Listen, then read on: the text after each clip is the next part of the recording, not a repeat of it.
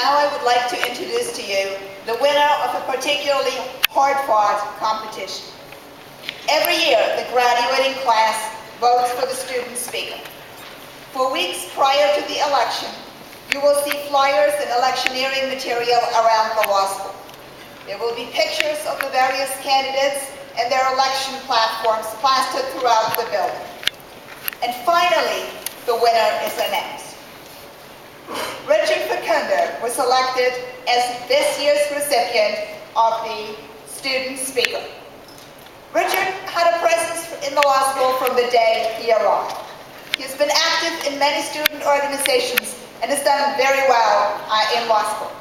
He's been extremely well liked by faculty and obviously his classmates alike, and clearly represents the type of Hofstra Law graduate we like to send into the world. Rich Facundo.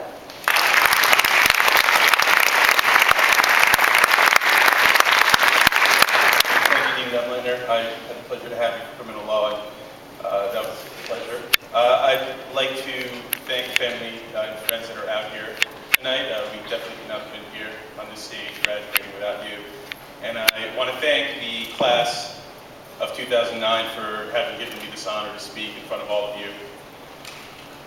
A little less than 3 years ago, we were sitting across Hudson Turnpike in Monroe Hall. We were recent college graduates, former professionals, and some of us were even legally trained foreign students.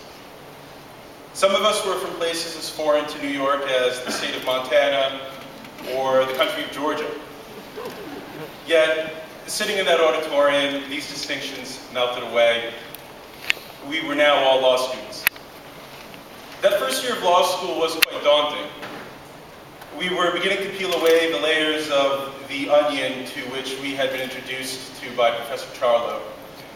According to Professor Charlo, each layer of the onion represented some new insight or in our legal studies. But each time we peeled away one layer, another layer appeared for us to work on. This process of learning continued throughout our time at Hofstra, and I expect it'll continue for the rest of our careers.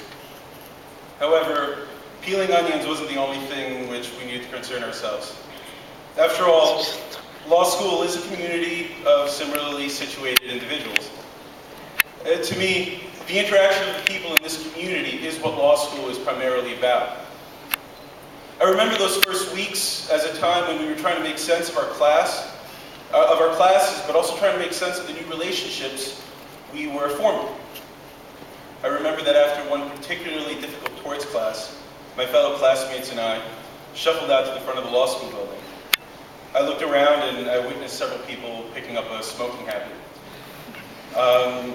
Nonetheless, we began to revel in each other's confusion. The air of nervousness that we had began to dissipate into an air of gleeful ignorance. But that was okay. We were first years, and we'd eventually begin to understand. And we'd go through this learning process together. As the first year carried on, we all adapted to our community. We all began to gravitate toward that group of people with whom we felt most comfortable. We began to socialize outside of school, and we began to form deeper bonds with our friends. The best part of this process is that in some cases, we learned things about our friends that they didn't know about themselves before coming to law school.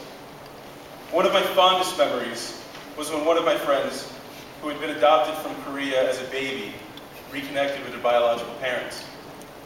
After endless research and some communication, she flew to Korea the summer after her first year. She spent time reconnecting with roots that she knew little about. And I can't begin to imagine how profound this experience must have been for her. Her family had begun to grow from the confines of this country to a new place on the other side of the world. Many of us had the pleasure to share in this experience with her. An experience that most of us could never have had if we hadn't come to Hofstra. Throughout our time in law school, there have also been numerous announcements of engagements. There have been pregnancies and births. There's also been the kindling and extinguishing of romantic flames. And in some cases, some of these same candles have been extinguished and relit numerous times. Hofstra has also seen its share of tragedy. During our second semester in school, many of us were shocked at the passing of one of our fellow first-year classmates. Although I didn't have the pleasure to have met Heather Scott, the outpouring of emotion that I witnessed from those who had known her, in some cases for only several months, was quite moving. The passing last September of Professor David Diamond also dealt a blow to the entire law school community. He was a person who cared deeply about his students and was a good friend to many of them. Our community's reaction to these tragic deaths showed me that the most poignant events of this law school didn't happen while sitting in a classroom. They happened in the hallways of this school, they happened in the student lounge or in the atrium, and they happened outside of the law school's front doors. After our first year, we received our grades and rankings, and we were no longer law school rookies. Our careers would begin to take shape in that second year. Some of us made it onto academic journals like the Family Court Review, or one of the other excellent journals. Some of us became leaders in the Student Bar Association, or formed organizations that needed a presence on this campus like the South Asian Law Student Association. Many of us began to pursue careers in public interest work, or we began to foster our careers working for a corporate law firm. Distinctions began to form amongst us. We were future criminal defense attorneys, future prosecutors, future M&A lawyers. Some of us even began to think that the practice of law wasn't the direction we wanted to go in. And we began to pursue areas unrelated to law. One of my favorite stories of the past year occurred when I was conversing with friends about people in law school. I discovered how one of our fellow students had set her plans for postgraduate employment. Was she planning on working at a public interest law firm in order to help those who were disadvantaged? No. Was she preparing to work at one of the largest New York City law firms? Not at all.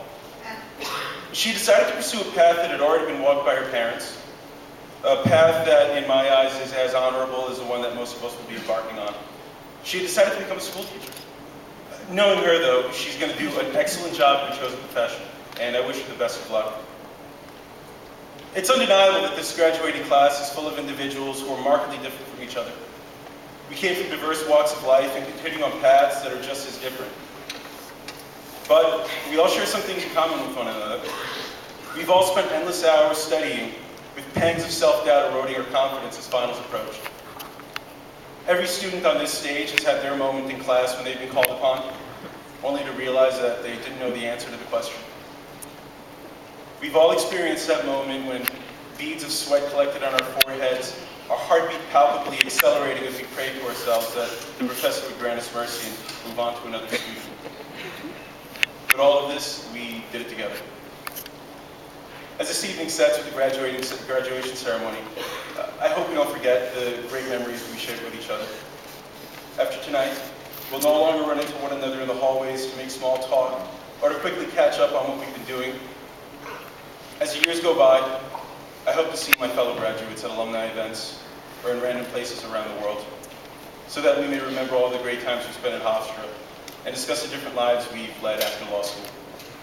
Finally, I hope for the best to each and every graduate tonight.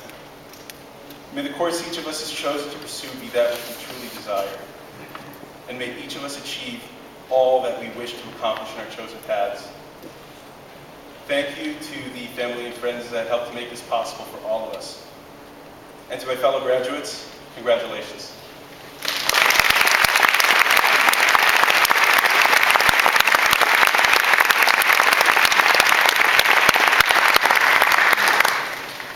Thank you, Rich. As I told you, the class of 2009 really knows what it's doing and also chose a fabulous student speaker. Now, the presenter of the final set of